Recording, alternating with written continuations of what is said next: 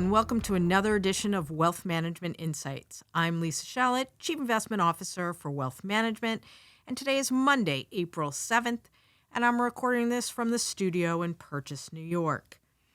Global markets plummeted last week when the Trump administration delivered tariff announcements that were more draconian than expected.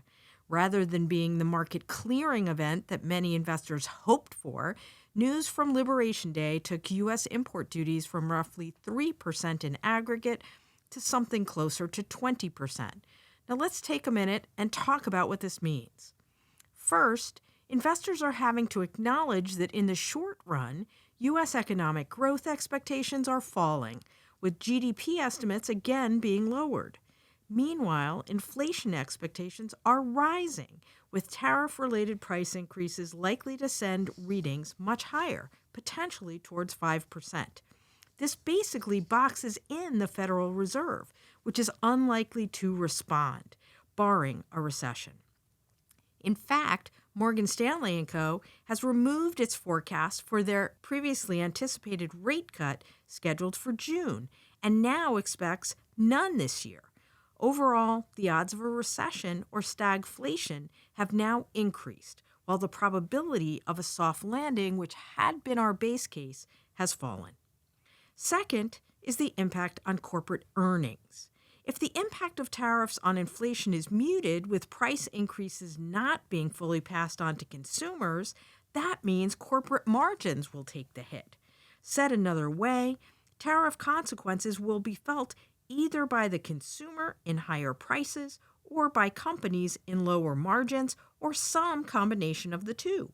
In almost any scenario, corporate profitability is likely at risk. We see 2025 earnings estimates moving lower for the S&P 500, likely keeping the index trading in a zone between 51 and 5,900.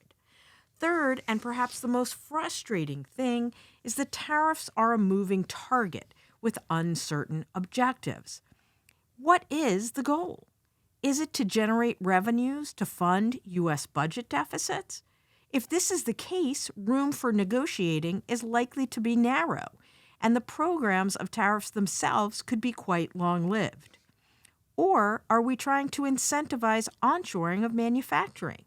That may be a laudable goal, but it comes with long timelines and probably disappointing job creation given technology automation.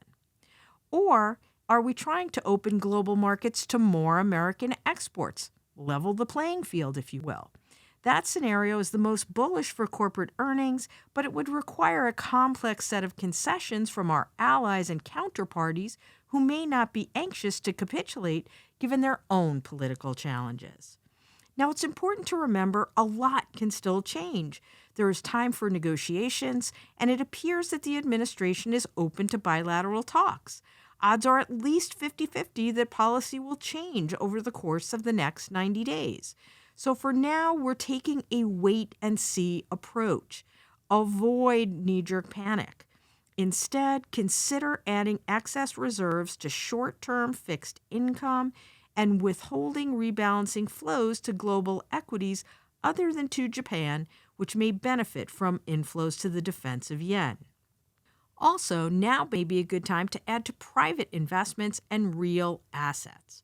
As for the S&P 500, the technicals right now are not pretty, but long-term investors should see 5,100 to 5,500 as defensible entry zone, although equal weighting to the index is still preferred.